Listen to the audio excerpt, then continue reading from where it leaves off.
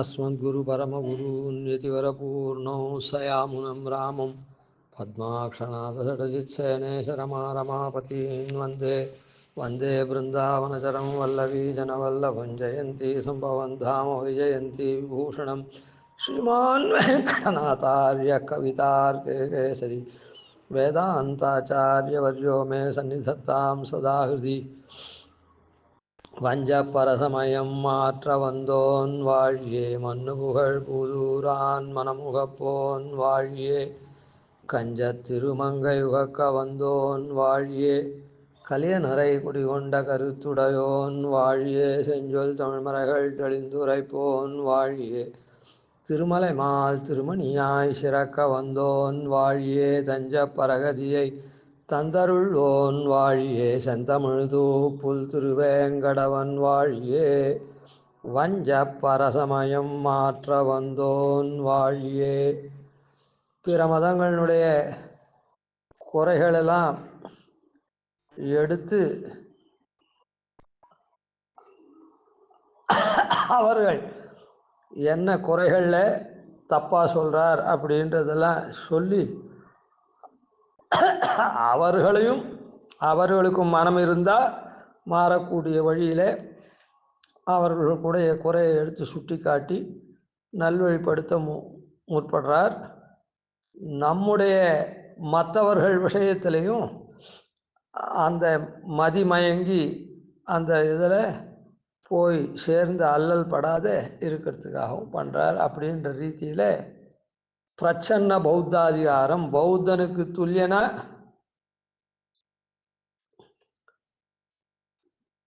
சொல்லக்கூடிய அத்வைத்தியை கண்டிக்கிறார். அதில் முதல் பாசுரம் பரமத பங்கத்தில் வேதங்கள் மௌலி விளங்க வியாசன் விரித்த நன்னூல் பாதங்களான 16 ஈசன் படி மறைத்து அப்படின்னு சொன்னத்தில் வியாச நன்னூலாக இருக்கக்கூடிய பிரம்மசூத்திரத்தில் 4 அத்தியாயங்களில் 16 பாதங்களில் ஈசனுடைய பிரகாரம் எப்படிப்பட்டவன் ஈசன், என்னென்ன கல்யாண குணங்கள் உடையவன், 16 கல்யாண குணங்களை உடையவன் அப்படின்னு வியாசர் உபனிஷத்துக்களினுடைய அர்த்தத்தை தெளிவாக காட்டிருக்கார். அதை சுவாமி தேசிகனே அதிகரண சாராவளியில் ஒரு ஸ்லோகத்தினால அந்த 16 குணங்களால் அறியப்படக்கூடியவன் எம்பெருமான் அப்படின்னு சாதிச்சிருக்கார். அந்த ஸ்லோகம் அதில் 2 குணங்களை 2 பாதத்துக்கு சொன்ன குணங்களை நேற்று அனுசரிச்சிட்டோம். ஸ்ரஷ்டா எம்பெருமான் சிருஷ்டிக்கிறவன், தேகி இந்த உலகம் மொத்தத்தையும் அவன் சரீரமாக கொண்டிருக்கிறவன், உலகம் மொத்தத்துக்கு அப்படின்றத 2 பாதம் முதல் அத்தியாயத்தினுடைய முதல் 2 பாதங்களினுடைய அர்த்தமாக சாதிச்சிருக்கிறத பார்த்தோம். அந்த முழு ஸ்லோகத்தை சொல்லிவிட்டு 3வது பாதத்திலேருந்து உண்டான அர்த்தங்களை அனுபவிப்போம்.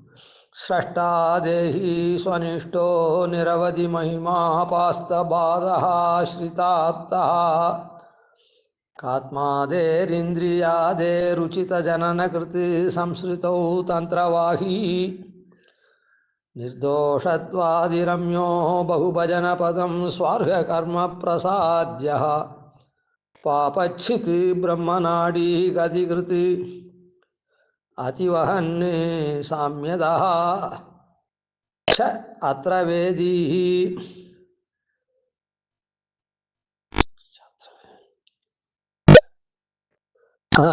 அத்ர வேத்யः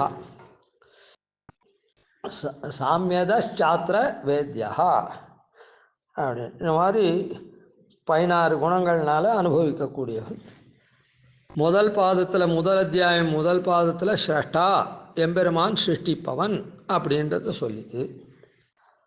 2வது பாதத்தினால எம்பெருமான் உள்ள அந்தர்யாமியாக இருக்குது அதெல்லாம் சொன்னதுனால அவன் எல்லாத்தையும் சரீரமாக கொண்டிருக்கான் அப்படி. இப்படி எல்லாத்தையும் சரீரமாக அவன் கொண்டு இருக்கானே, இப்போது நம்முடைய சரீரத்துக்கு நாம் இருக்கோம், நாம்னு சொல்லக்கூடிய இந்த ஜீவன் இருக்குது. அதே போல் உலகங்கட்கெல்லாம் ஓர் உயிராக எம்பெருமான் இருக்கான், உலகம் மொத்தம் அவனுக்கு சரீரமாக இருக்குது. அப்போது அவன் படைக்கிறான், படைச்சான்னா இப்போது குலாலன் இருக்கான், குயவன் இருக்கான், பானையை பண்ணுறான். அவனுக்கும் பாமனைக்கும் என்ன சம்பந்தம்? பானசா பண்ணுறான், அவ்வளோதான். பானையே பண்ணுகிறவன், அத்தோடு முடிஞ்சு போச்சு. ஆனால் இந்த இடத்துல பெருமாள் அப்படி உலகத்தை சிருஷ்டிக்கிறது மாத்திரம் இல்லாமல் உலகத்துக்கும் அவனுக்கு என்ன சம்பந்தம் அப்படின்னா உலகம் மொத்தத்தையும் தன் உடம்பாக கொண்டிருக்கான். அதுதான் 2வது பாதத்தினால சொல்லப்பட்டது. சரி, இப்போ உலகம் மொத்தத்தையும் உடம்பாக கொண்டிருக்கான்னு சொன்னால், இப்போ நம்ம உடலை யார் கொண்டிருக்கோம்? தாங்கிறோம், நாம் தாங்கிறோம். நம்ம உடலை தாங்கிறது நாம் உடலை ஸ்வேச்சையாக நாம் தாங்கி விடுறோமா அப்படின்னா, ஸ்வேச்சையாக நாம் தாங்கலை. நம்ம உடலை நாம் தாங்கினா கூட எம்பெருமான் நம்ம தாங்கும்படி பண்ணுறான் அந்த உடலை. அதனால் நமக்கு ஆதாரமாக இருக்கக்கூடியவன் எம்பெருமான். எம்பெருமான் நாம் உடலுக்கு ஆதாரமாக இருக்கோம், நம்முடைய உடலுக்கு. ஆனால் நமக்கு ஆதாரம் எம்பெருமானாக இருக்கான். அந்த மாதிரி பெருமாளுக்கு யாருன்னா ஆதாரம் உண்டா? அவன் எப்படி நிற்கிறான் அப்படின்னு சொன்னால், ஸ்வனிஷ்டா, அவன் ஸ்வனிஷ்டா, தானே அனன்யாதாரன். அவனுக்கு பிரத்தியார் ஆதாரனே கிடையாது. அந்த பகவான் தன்னிடத்திலேயே பிரதிஷ்டிதமாக இருக்கான், வேற ஒருத்தர் இடத்துல இல்லை. நாம் நம்ம இடத்துல இந்த உடல் இருக்குது, பிரதிஷ்டிதமாக இருக்குது, நம்மால் தாங்கப்படுறது, நாம் எம்பெருமானால் தாங்கப்படுறோம். ஆன மாதிரி எம்பெருமான் கிடையாது. அந்த பகவான் என்ன பண்ணுறான்? தன்னிடத்திலேயே பிரதிஷ்டிதமாக இருக்கான். அதனால் ஸ்வனிஷ்டா, அதாவது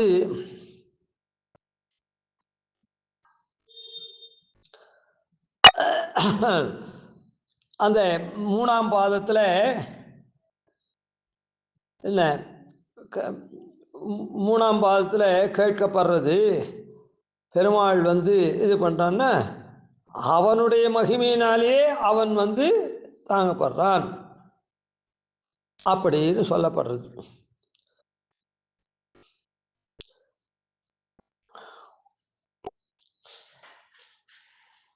இப்போ என்ன அப்படின்னா, அதான் இந்த உலகத்துக்கெல்லாம் அவன் தாங்கிறானே, அந்தர்யாமியாக இருக்குது, தேகி சரீரமாக கொண்டிருக்கானேன்னா அவன் யாராலேயான தாங்கப்படுறான்னா இல்லை, அவன் தன்னாலே ஸ்வதா அவன் நிற்கிறான் அப்படின்னு சொல்லித்து 3ஆம் பாதம். 4ஆம் பாதம் நிரவதி மகிமா. 4ஆம் பாதத்தில் அதான் இந்த ஸ்வனிஷ்டா அப்படின்றது எப்படி தெரியுதுன்னா, பூமாதிகரணம்னு ஒரு அதிகரணம் அங்கே இருக்குது.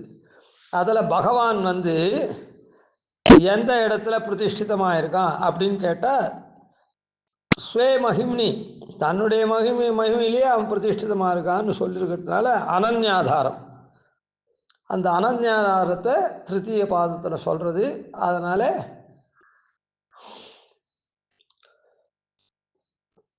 இப்போது 4வது என்னன்னா நிரவதி மகிமா. 4வது இப்படி இருக்கக்கூடியவனுக்கு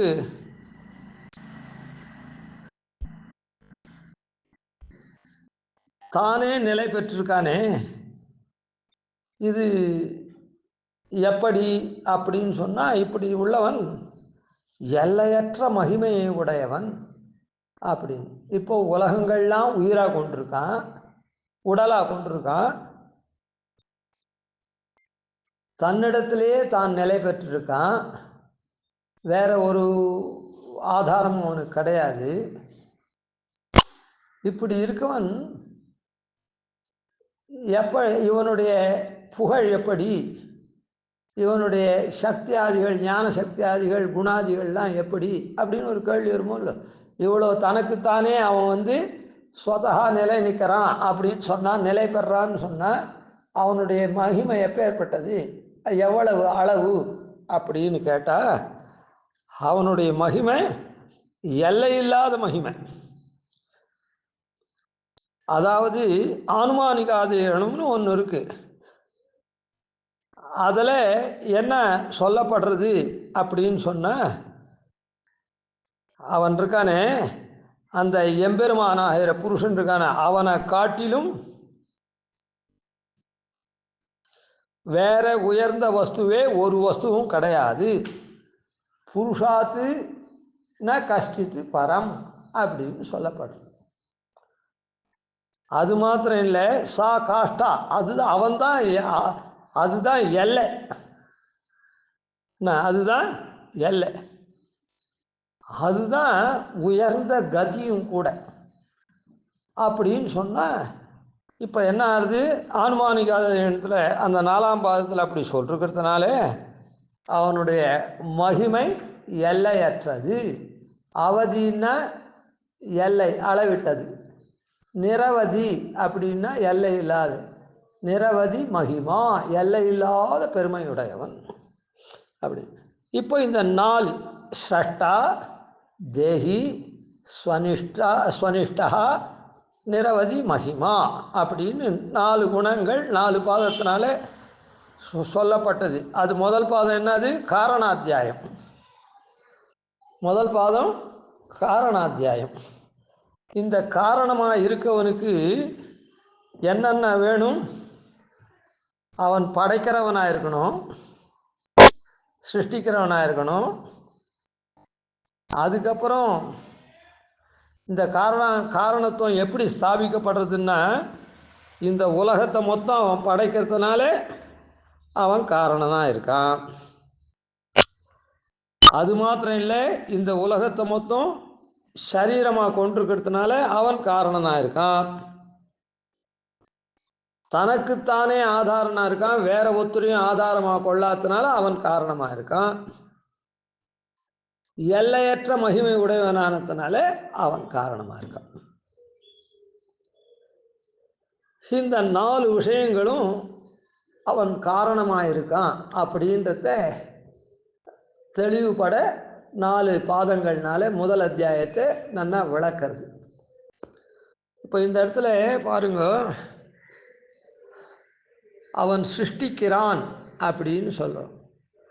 ஆனால் அத்வைத்திகள் என்ன சொல்கிறா, அந்த பிரம்மம் இருக்குதே, பிரம்மத்தை, ஆனால் இந்த சிருஷ்டி உலகம்ன்றது ஒன்று இருக்குதே, நாம் பார்த்துட்டு இருக்குமே, அதை இல்லைன்னு சொல்ல முடியாது, நேரடியாக இல்லைன்னு சொல்ல முடியாது. அதனால் இந்த உலகமெல்லாம் பொய்யோ மெய்யோ அவள் பொய் அப்படின்னு சொல்கிறா. இருக்கட்டும், பார்த்துட்டு தான் இருக்கும். ஆனால் பொய்யாக இருந்தாலும் ஒரு மாயாஜாலமாவது ஒரு பொருள் இருக்குதோ இல்லை, அதனால் அவாபடிக்கு சொல்கிறேன். அதனால் அந்த பொய்ன்னு சொன்னால் கூட அந்த பிரம்மமாகப்பட்டது அவித்தியினால் பலவாறாக இந்த மாதிரி தெரியுது. இந்த பேப்பர் வெயிட் இருக்கும், ஒரு கண்ணாடி பிளாக் நல்லா ஒரு இது இருக்கும், அதில் உள்ளுக்குள்ளே ஏதோ கொஞ்சம் போகிற இருக்கும், ஆனால் அது உள்ளே நிறைய பூவெலாம் இருக்கா மாதிரி அது காமிக்கும். அப்படியே அது சுற்றுற மாதிரி, அது அப்படியே ரொட்டேட் ஆகிற மாதிரி காமிக்கும். அந்த மாதிரி பிரம்மம் ஒன்று தான், ஆனால் அது அவித்தியினால் மறைக்கப்பட்டு இந்த மாதிரி பலவாறாக தெரியுது அப்படின்னு சொல்கிறா. அவள் அதுக்கு மேலே எட்டலை. அதாவது பிரம்மந்தான் இந்த மாதிரி பலவாறாக சிருஷ்டிக்கிறது, சங்கல்பிச்சு பலவாறாக ஆகிறேன்னு. ஆனால் இவ என்ன சொல்கிறா, அந்த இடத்துல பிரம்மத்தை ஒத்துண்டாலே தவிர மீதி எதையும் ஒத்துக்காதனால பிரம்மம் சிருஷ்டிக்கிறதுன்றது, பிரம்மத்துக்கு குணமெல்லாம் அவள் சொல்லாதனால இல்லைன்னு சொல்கிறதுனால பிரம்மம் சிருஷ்டிக்கிறதுன்றது தெரியல அவளுக்கு. என்ன சொல்கிறா, அவித்யைன்னு ஒன்று இருக்குது, அது மறைக்கிறதுனால இந்த பிரம்மம் இப்படி பலவாறாக தெரியுது. மொத்தத்தில் பிரம்மந்தான் இந்த மாதிரி சிருஷ்டிக்கிறது, நான் பலவாறாக ஆகிறேன்னு சொல்கிறது, சங்கல்பிச்சு பண்ணுறது. ஆனால் அதை அவளுக்கு நேர தெரியல. அவித்தியை மறைக்கிறதுனால, அந்த பிரம்மத்தை அவித்தியை மறைக்கிறதுனால இந்த மாதிரி பலவாறாக தெரியுதுன்னு சொல்கிறான். அதான் ஈசனுடைய சிருஷ்டிக்கக்கூடிய தன்மை அவளுக்கு தெரியாதனால இப்படி அவித்தியை மறைச்சி இந்த மாதிரி பலவாறாக தெரியறது அப்படின்னு ஈசனுடைய கல்யாண குணமாக இருக்கக்கூடிய சிருஷ்டிக்கக்கூடிய தன்மையை அவள் தெரிஞ்சிக்காம மாறி சொல்கிறான். சரி, அதுக்கப்புறம் ஷஷ்டா தேஹி, ரெண்டாவது பாதத்தில் அவன் அந்தர்யாமியாக இருக்கான், எல்லாத்தையும் உடலாக கொண்டிருக்கான் அப்படின்னு சொன்னால், இப்போ அவள் என்ன சொல்கிறா?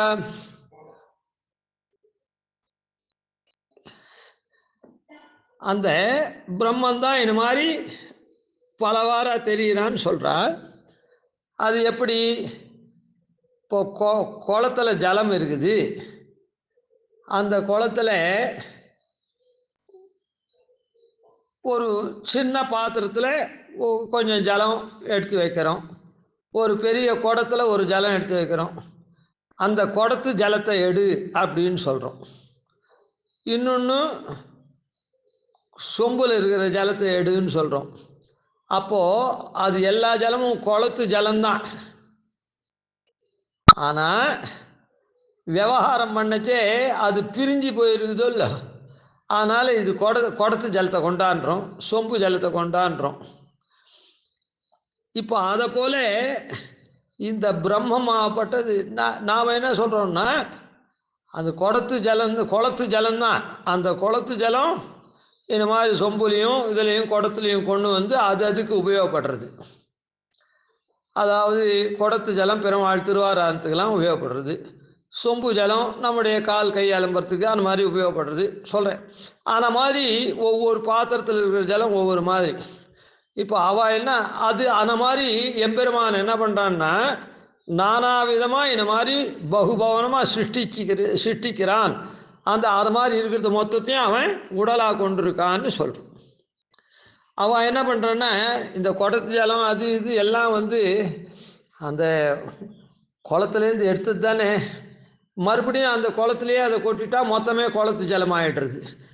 அந்த பேதம், அந்த பிரிவினைக்கு உண்டான இந்த குடமோ சொம்புலையோ இருக்கிற ஜலத்தெலாம் மறுபடியும் அது குளத்து ஜலம்தான் அப்படின்னு சொல்லிட்டு குளத்துலேயே கொட்டிட்டா ஒன்றா ஆகிடுறதோ இல்லை. ஆன மாதிரி அவள் அதை இது பண்ணுறா. இந்த மாதிரி பெருமாள் வந்து அவளுடைய ஒவ்வொரு ஜீவனும் தனித்தனியே இருக்கான். ஆனால் அவள் ஒன்றும் மொத்தம் பிரம்மம் ஒன்று தானே ஒத்துக்கிறா. அதனால் இங்கே ஒவ்வொரு ஜீவனும் தனித்தனியும் இருக்கான். அந்தந்த ஜீவனுக்கு உண்டான புண்ணிய பாபத்துக்கு தகுந்த மாதிரி அவனுக்கு சரீரமெல்லாம் ஏற்படுறது. அதாவது குடமாக இருக்குது, இதுவாக சொம்பாக இருக்குது, டம்ளராக இருக்குது அப்படின்னு அதுக்கு உண்டானபடிக்கு அந்தந்த உருவத்தை எடுத்து அந்தந்த உபயோகத்துக்கு அது உதவுறது. ஆனால் எல்லாத்தையும் நிரப்பி இந்த மாதிரிலாம் இருக்கிறது இதுதான். ஆனால் அந்தந்த பாத்திரத்துக்கு வந்த உடனே அந்தந்த ஜீவனோட சேர்ந்த உடனே இவன் சூக்ஷ்ம சேத்தன விசிஷ்ட பிரம்மமாக இருக்கும் தான், ஸ்தூல சேத்தனா சேத்தன விசிஷ்ட பிரம்மமாக இருக்கான், எல்லாத்தையும் உடலாக கொண்டு இருக்கான். அது அவளுக்கு தெரியாமல் என்ன பண்ணுறா, எல்லாம் ஒன்று தான், இது ஒன்றுன்றத தெரிஞ்சுட்டா எப்படி இந்த ஜலத்தை கொண்டு திருப்பி அங்கேயே கொட்டிட்டாக்கா மொத்தம் குளத்து ஜலமாக போகிறதோ அது போல அப்படின்னு அவள் சொல்கிறாள். சிரஷ்டாதே, அதனால் எம்பெருமான அவளுக்கு எம்பெருமானுடைய கல்யாண குணத்தை ஏற்றுக்க முடியல. அதான் கல்யாண குணம் இல்லைன்னு தீர்மானம் பண்ணிட்டதுனால இந்த மாதிரி இருக்கக்கூடிய எம்பெருமான் தன்மை அவளுக்கு தெரியலை. அப்புறம் எம்பெருமான் வந்து தனக்கு ஒரு ஆதாரம் இல்லாத தானே ஆதாரனா இருக்கான், அனன்யாதாரனா இருக்கான் எம்பெருமான்.